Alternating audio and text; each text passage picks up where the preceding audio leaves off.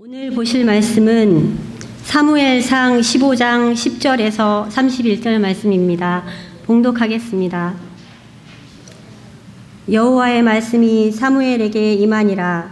이르시되 내가 사울을 왕으로 세운 것을 후회하노니 그가 돌이켜서 나를 따르지 아니하며 내 명령을 행하지 아니하였음이니라 하신지라.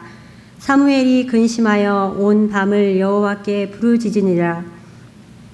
사무엘이 사울을 만나려고 아침에 일찍이 일어났더니 어떤 사람이 사무엘에게 말하여 이르되 사울이 갈멜에 이르러 자기를 위하여 기념비를 세우고 발길을 돌려 길갈로 내려갔다 하는지라. 사무엘이 사울에게 이른즉 사울이 그에게 이르되 원하건대 당신은 여호와께 복을 받으소서. 내가 여호와의 명령을 행하였나이다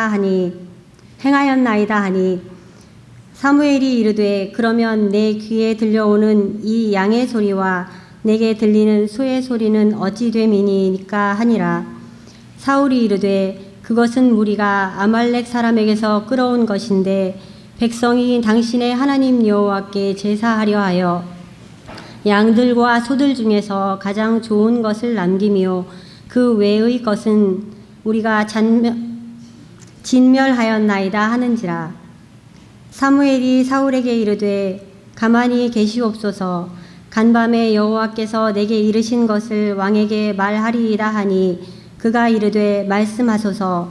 사무엘이 이르되 왕이 스스로 작게 여길 그때에 이스라엘 지파의 머리가 되지 아니하셨나이까. 여호와께서 왕에게 기름을 부어 이스라엘 왕을 삼으시고 또 여호와께서 왕을 길로 보내시며 이르시기를 가서 죄인 아말렉 사람을 진멸하되 다 없어지기까지 치라 하셨거늘 어찌하여 왕이 여호와의 목소리를 청종하지 아니하고 탈취하기에만 급하여 여호와께서 악하게 여기시는 일을 행하였나이까. 사울이 사무엘에게 이르되 나는 실로 여호와의 목소리를 청종하여 여호와께서 보내신 길로 가서 아말렉 왕 아각을 끌어왔고 아말렉 사람들을 진멸하였으나 다만 백성이 그 마땅히 멸할 것 중에서 가장 좋은 것으로 길갈에서 당신의 하나님 여호와께 제사하려고 양과 소를 끌어왔나이다 하는지라. 사무엘이 이르되 여호와께서 번제와 다른 제사를 그의 목소리를 청종하는 것을 좋아하심같이 좋아하시겠나이까. 순종이 제사보다 낫고 듣는 것이 순양의 기름보다 나으니 이는 거역하는 것은 점치는 죄와 같고 완고한 것은 사신 우상에게 절하는 죄와 같음이라. 왕이 여호와의 말씀을 버렸으므로 여호와께서도 왕을 버려 왕이 되지 못하게 하셨나이다 하니 사울이 사무엘에게 이르되 내가 범죄하였나이다. 내가 여호와의 명령과 당신의 말씀을 어긴 것은 내가 백성을 두려워하여 그들의 말을 청종하였음이니이다. 청하오니 지금 내 죄를 사하고 나와 함께 돌아가서 나로 하여금 여호와께 경배하게 하소서 하니 사무엘이 사울에게 이르되 나는 왕과 함께 돌아가지 아니하리니 이는 왕이 여호와의 말씀을 버렸으므로 여호와께서 왕을 버려 이스라엘 왕이 되지 못하게 하셨음이니이다 하고 사무엘이 가려고 돌아설 때에 사울이 그의 겉옷자락을 붙잡음에 찢어진지라. 사무엘이 그에게 이르되 여호와께서 오늘 이스라엘 나라를 왕에게서 떼어 왕보다 나은 왕의 이웃에게 주셨나이다.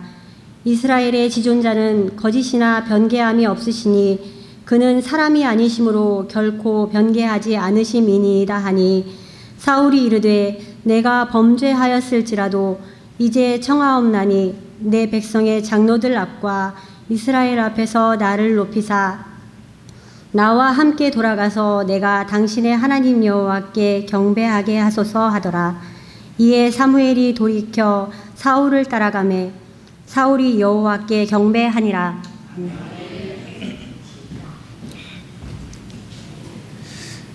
긴 본문 잘 읽으셔서 감사합니다. 성경 봉독하시는 분들은 제가 이렇게 토요일마다 본문을 알려드리는데 긴지 짧은지 되게 궁금할 것 같아요. 오늘 조금 길었죠. 혹시 여러분 사극 좋아하세요? 사극 대장금이나 그런 사극 혹시 좋아하세요? 요즘에는 KBS에서 이런 방송을 안 하는 것 같은데 전에는 태조 왕건이나 불멸의 이순신 같은 그런 대하 드라마, 사극이라고 안 하고 대하 드라마를 주말마다 이렇게 방송을 했죠. 그러면 이렇게 집에 아버지가 이렇게 그런 드라마를 아주 재미있게 봤습니다. 우리 전에 현빈이랑 하지원 나온 시크릿 가든인가요? 그 드라마가 굉장히 인기가 많을 때 우리 박준호 전사님이 자기는 별로 재미가 없더래요. 그래서 장모님이랑 아내랑 처제랑 보고 있는데 아예 다른 거 재미있는 거 안 하나 하고선 리모컨 가지고 방송을 다른 데 돌렸는데 장모님이 그러더래요. 자네 지금 제정신인가? 그래서 바로 내가 큰 죄를 지었구나 해가지고 바로 시크릿 가든으로 돌렸다라고 이야기를 하더라고요.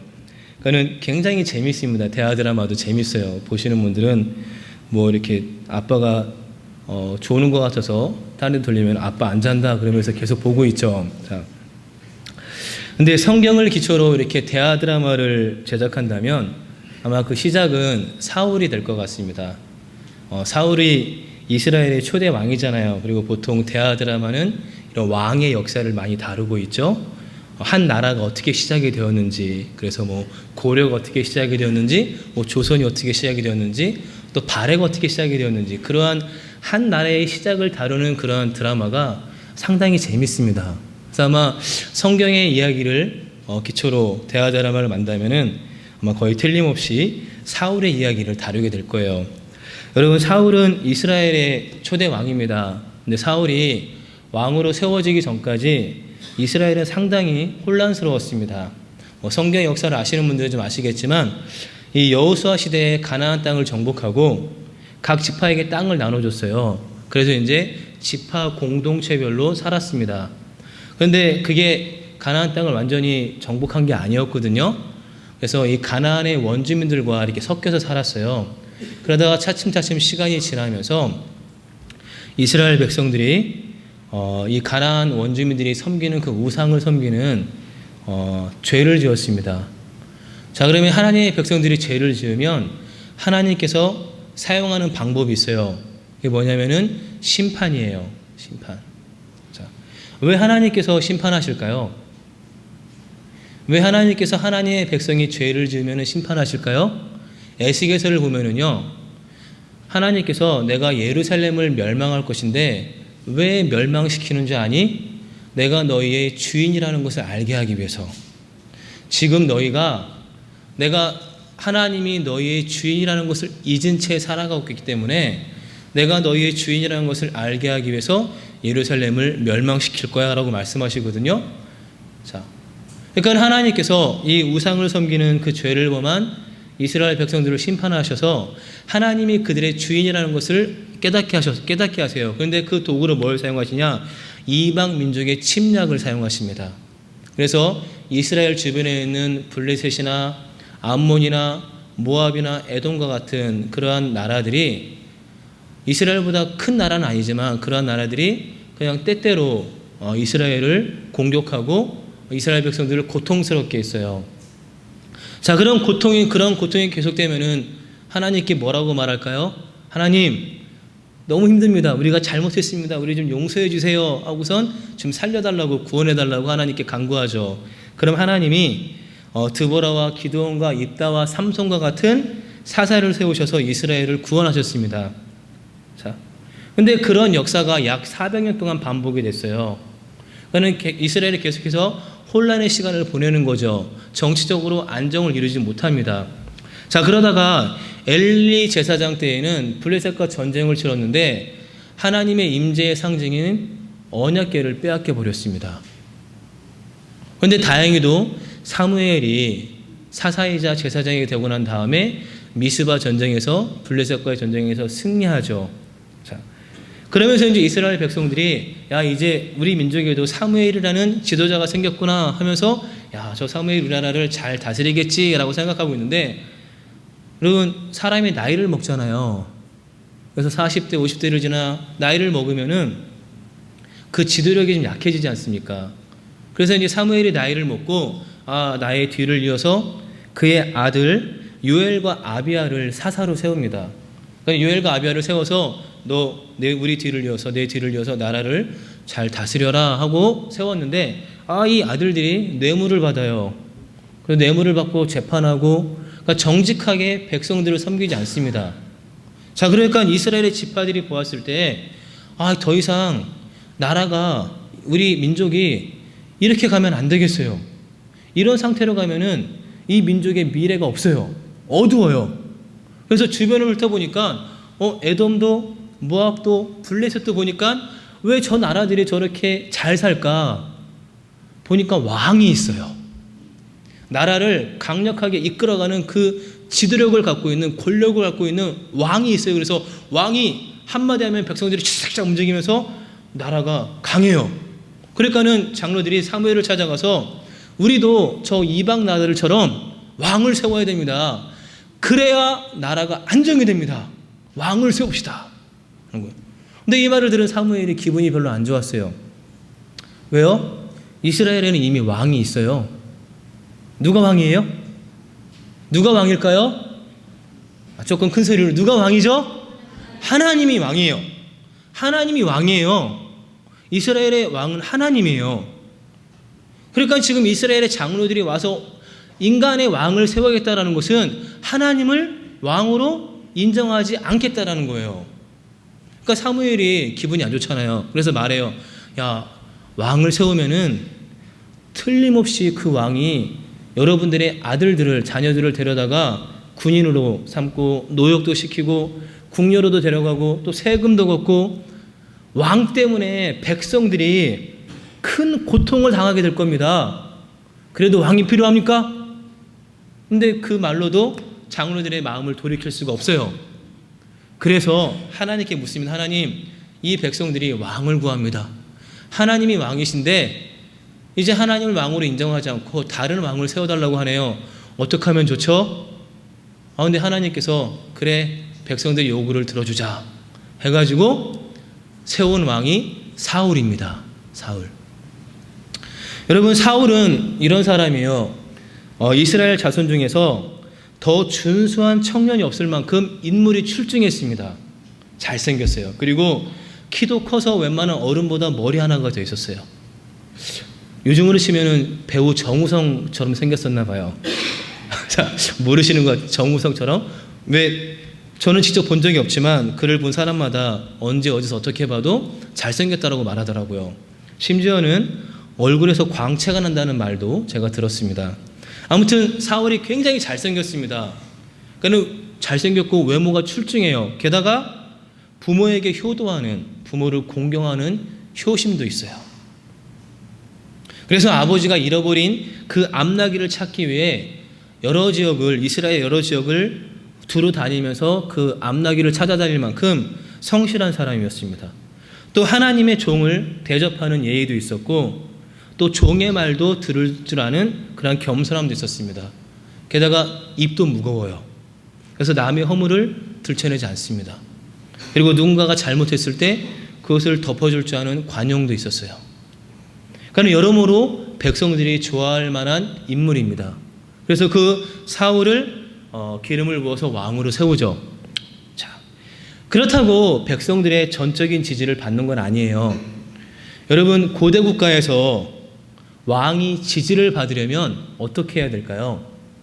뭘 해야 백성들에게 지지를 받을까요? 여러분, 지도력은 보통 위기 상황에서 인정받게 되잖아요. 그러니까 나라가 위기 상황에 처했을 때 그 지도자가 그 위기를 딱 극복하면은 백성들이 그 지도자를 지지하지 않습니까?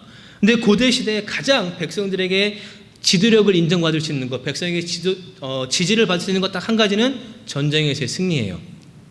그럼 왕이 군인들을 이끌고 나아가서 전쟁에 승리하면은 그 왕은 백성에게 지도력을 인정받게 됩니다. 자, 그리고 사울에게 그러한 지도력을 인정받을 수 있는 기회가 찾아왔습니다. 자, 이스라엘 옆에 있는 암몬이라는 나라에서 군인을 이끌고 와가지고 므낫세 족속인 그 야베스 사람들을 침공했어요. 근데 야베스 사람들이 이 암몬 왕이 딱 침공해 오자 어떻게 이길 수가 없어요. 그래서 아이고 우리 졌어요. 우리가 전리품 드릴게요. 항복 두 손 들었습니다. 근데 이 암몬 왕이 말하는 거야. 야, 우리가 너희들의 눈을 다 빼버릴 거야. 다 죽여버릴 거야. 하면서 그 항복을 받아들이지 않고 그냥 다 죽여버릴 협박을 하는 겁니다.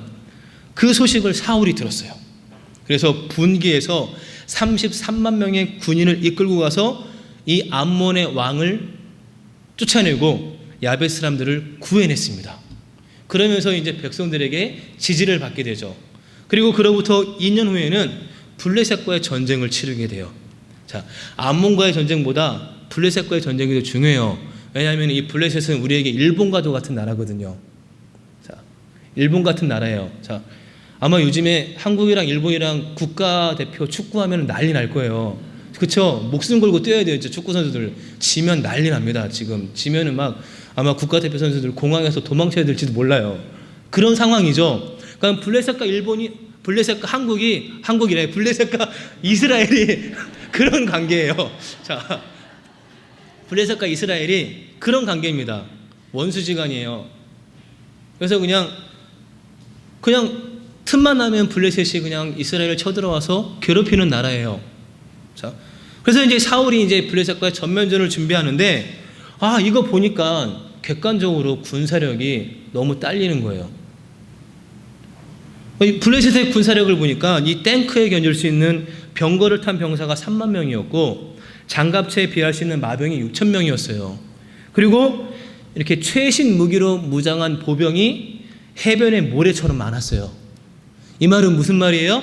이미 이스라엘 군인들이 블레셋을 보고 겁먹었어요. 싸우기도 전에 이미 게임 끝이에요. 전쟁 끝이에요.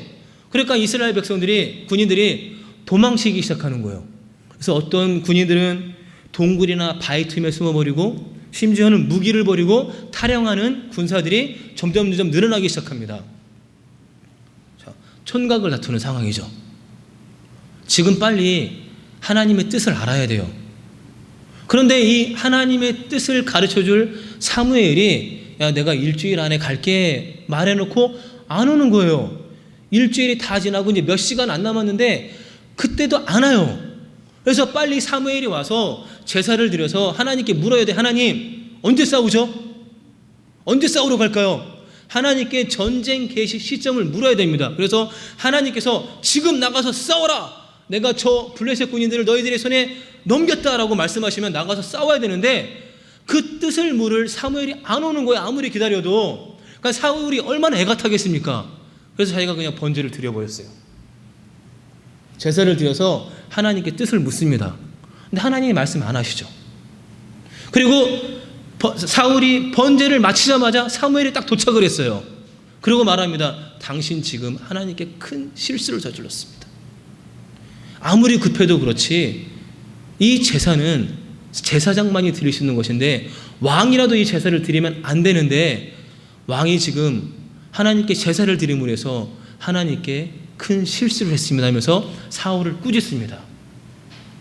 자, 아무튼 그러한 꾸짖음 끝에 이 사울의 아들 요나단의 용맹함으로 사울이 블레셋 군인들을 물리칩니다. 그리고 이제 사울의 지도력을 인정받고 백성들에게 많은 지지를 받게 되죠. 그리고 그로부터 얼마 후 오늘 본문의 상황이 벌어지는 거예요. 어떠한 일이 벌어지느냐? 하나님께서 사무엘에게 말씀하시는 거예요. 아말렉을 진멸시키라는 겁니다. 아말렉을 진멸시켜라. 그래서 이제 사울이 군인들을 끌고 가서 이 과거 이스라엘 백성이 이집트에서 탈출해서 가나안 땅으로 갈 때 이 이스라엘 백성을 공격하고 대적한 그 책임을 지금 물을 것이다. 그러니까 가서 아말렉 왕과 그 아말렉에 살고 있는 모든 사람들을 진멸시키고 그 땅에 있는 소와 양과 같은 모든 전리품들도 취하지 말아라 라고 명령하셨어요. 그리고 사울이 이제 하나님의 명령에 따라서 군사를 모집하고 아말렉에 가서 모든 백성을 진멸합니다. 하지만 오늘 말씀을 보니까 다 진멸하지 않았어요. 아말렉의 아가왕을 생포하고 그 다음에 보기에 좋은 기름진 양과 소는 살려두고 가치 없고 하찮은 것만 진멸시켜 버렸습니다. 그리고 그 결과 사울은 내가 너를 왕으로 세운 것을 후회한다. 너 내 말을 듣지 않는구나. 내 명령대로 하지 않는구나. 너 끝이야 하면서 하나님께 버림을 받습니다.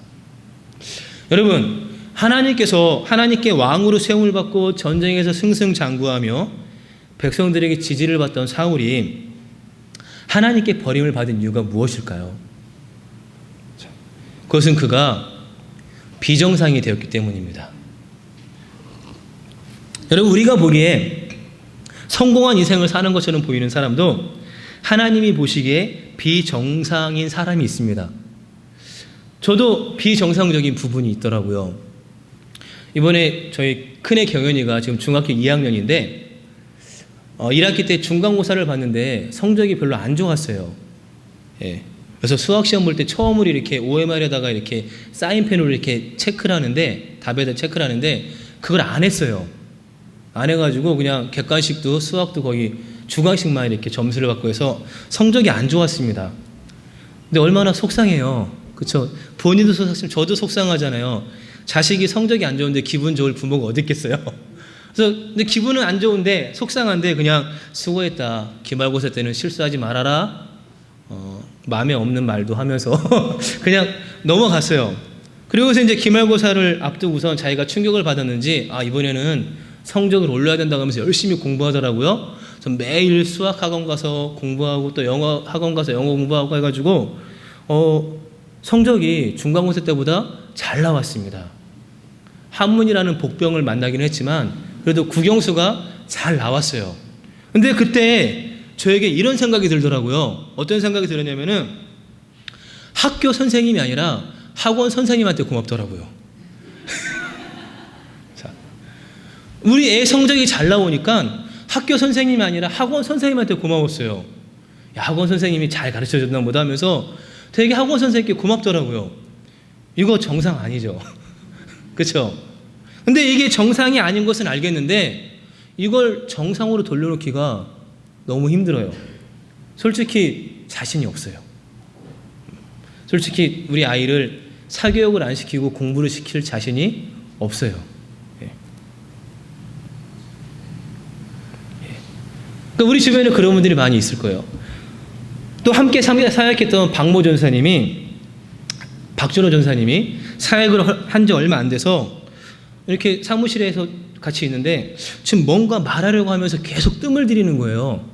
우리 박준호 선생님 되게 신중한 사람이거든요. 그래서 어떠한 말을 할 때 함부로 말하지 않고 생각하고 또 생각하고 하면서 말하는 스타일인데 뭔가를 유 목사님, 유 목사 그러면서 계속 뭔가를 말하면서 아무 말도 안 하는 거예요. 그래서 제가 도대체 무슨 얘기인데 그렇게 뜸을 들이는 거야. 빨리 말해봐 하니까는 이거 말해야 되나? 그러는 거예요. 그래서 저도 설교를 준비하면서 이걸 말해야 되나 생각을 했어요. 그래서 말해봐 했더니 말을 하더라고요. 그래서 지난 주일에 예배 마치고 회사에 출근해서 가는데 어떤 집사님 차가 앞에 가더라고. 근데 갑자기 창문을 내려더니 담배꽁초를 휙 버리는 거야. 내가 깜짝 놀랐어. 그러면서 담배 피는 분을 집사로 임명해도 되는 거야? 라고 묻더라고요. 그래서 제가 그 말을 듣고 할 말이 없었습니다. 그래서 우리 교회가 좀 그래. 뭐 담배 기호식품인데 뭐 하면서 얼버무렸어요. 이것도 정상은 아니죠. 여러분, 담배를 피면은 담배꽁초는 재터리해 버려야지 왜 밖에 버려요. 자, 여러분, 우리나라에서 생산되는 담배의 90% 이상이 플라스틱 필터를 사용한다고 합니다.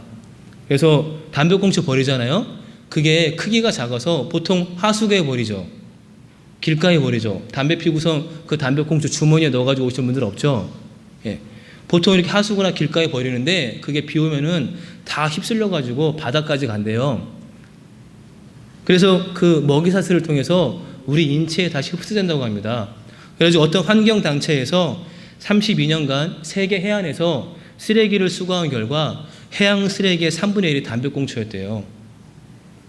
그러니까 건강도 해치고 환경도 오염시키고 타인에게까지 피해를 주는 담배꽁초, 밖에다 버리지 마시고 제발 재떨이나 쓰레기통에 버리세요. 아예 버릴 일이 없으면 더 좋겠죠. 근데 오늘 성경은 이 사울이 비정상이 된 이유 두 가지를 가르쳐 줍니다. 왜 사울이 이렇게 하나님을 섬기던 사람에서 하나님께 버림을 받는 사람이 되었을까? 그 두 가지가 나오는데요. 그 두 가지를 보게 되면은 사울이 두 가지 소리를 들었기 때문이에요. 어떠한 소리를 들었느냐? 양의 소리와 백성의 소리를 들었습니다. 여러분 한번 14절 한번 보세요. 14절.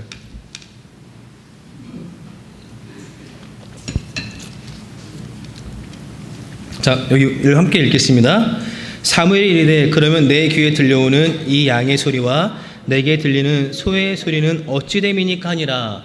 그는 소의 소리, 양과 소의 소리를 듣습니다. 24절 한번 보겠습니다. 24절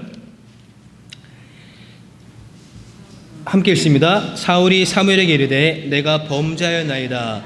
내가 여호와의 명령과 당신의 말씀을 어긴 것은 내가 백성을 두려워하여 그들의 말을 청정하였음이니이다.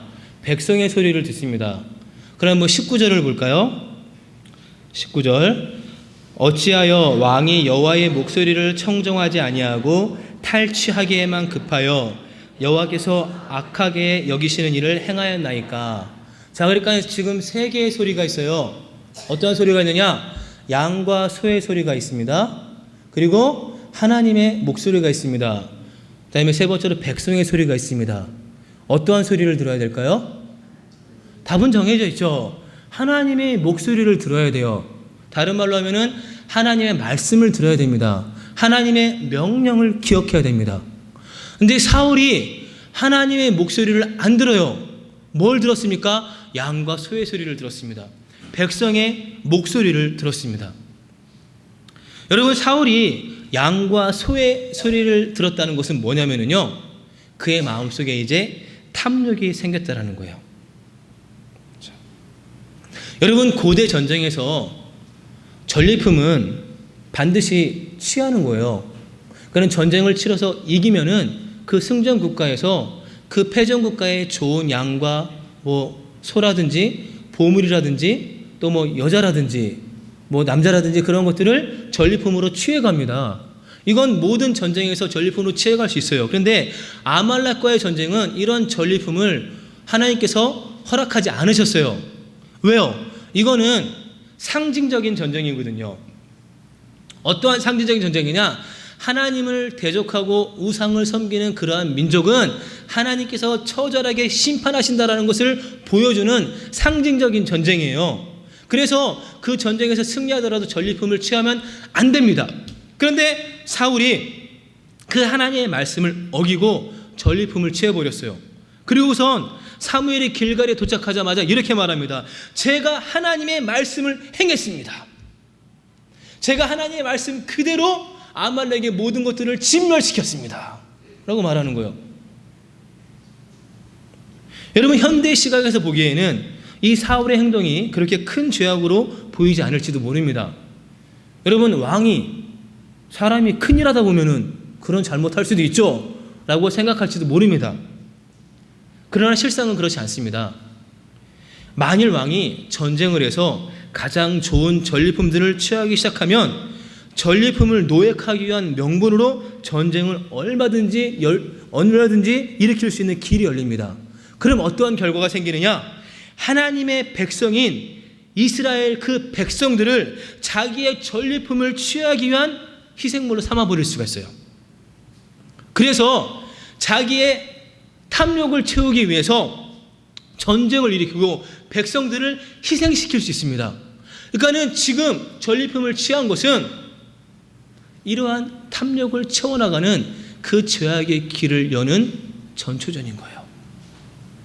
그래서 하나님께서 이 양과 소의 소리에 귀를 기울인 사울을 버리시는 겁니다. 그리고 두 번째로 백성의 소리에 귀를 기울였어요. 사울은 이미 알고 있습니다. 내가 지금 이렇게 양과 소를 취하는 것이 나의 탐욕을 채우는 것이고 또 하나님의 명령을 어기는 것이라는 것을 알고 있었어요. 그래서 두려웠어요. 그런데 하나님보다 더 두려운 것이 있어요. 뭐냐? 백성들의 목소리가 더 두려워요. 백성들의 소리가 더 두렵습니다. 왜냐? 이미 사울은 경험했거든요. 뭘 경험했냐? 이 백성들이 지금은 나를 지지하고 나를 따르는 것 같지만 자기들에게 위기가 생기고 어려운 일이 생기면 자기를 버리고 도망칠 거라는 것을 알고 있어요. 그것을 이미 블레셋과의 전쟁에서 경험했어요. 그러니까는 지금 아말렉과의 전쟁에서 좋은 것을 취하자고 하는 이 백성들의 소리를 듣지 않으면 이 백성들이 나를 버린다라는 두려움이 더 컸습니다. 그래서 하나님의 말씀을 알고 있음에도 불구하고 그 말씀을 듣지 않은 거예요. 그리고 결국 사울은 하나님께 버림을 받고 맙니다. 여러분, 우리에게도 하나님의 말씀이라는 분명한 소리가 있습니다. 그래서 우리는 그의 말씀을 듣고 살아가려고 하죠. 그런데 우리가 삶의 현장으로 돌아가는 순간 하나님의 소리와는 다른 양과 소의 소리, 또 백성들의 소리에 하나님의 소리가 묻혀 비정상적으로 살 때가 있습니다. 예수님도 비정상적인 삶을 살면서 정상으로 살고 있다고 착각하고 있는 이스라엘 백성들이 이렇게 말씀하셨죠. 내 양들은 내 목소리를 알아듣는다. 나는 내 양들을 알고 내 양들은 나를 따른다라고 말씀하셨어요. 어떻게 여러분, 우리의 목자이신 주님의 목소리를 알아듣고 계세요? 그 목소리 잘 들으세요?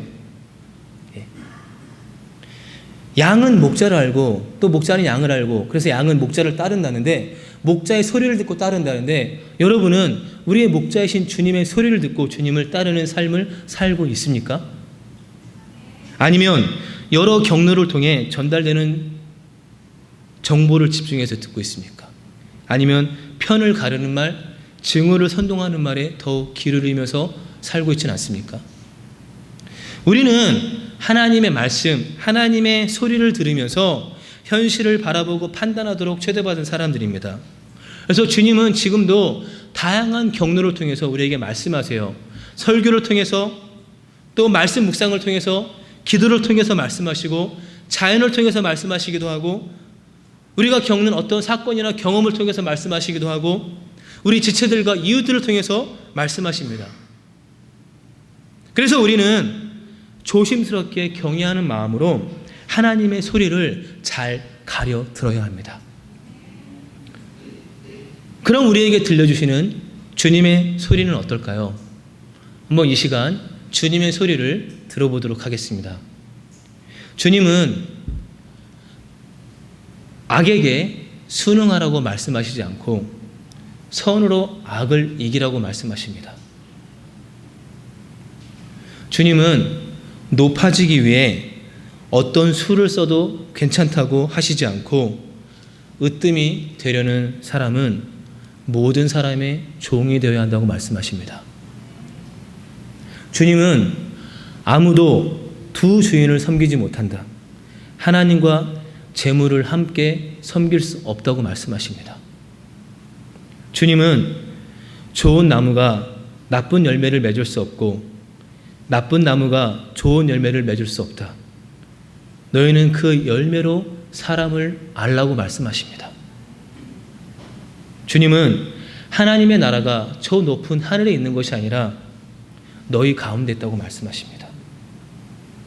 주님은 사람들에게 보이려고 기도하고 구제하는 이들의 위선을 꾸짖으면서 왼손이 하는 일을 오른손이 모르게 하라고 말씀하십니다. 주님께서 우리에게 들려주신 그 말씀을, 그 소리를 다 언급할 수 없지만 우리는 이미 주님이 우리에게 주신 그 소중한 소리들을 듣고 있습니다. 그래서 그 소리를 듣고 곱씹고 곱씹으면서 우리 삶을 맞추어 나가야 합니다. 그럴 때 비정상이 정상화되는 것을 경험하게 됩니다. 찬양하겠습니다.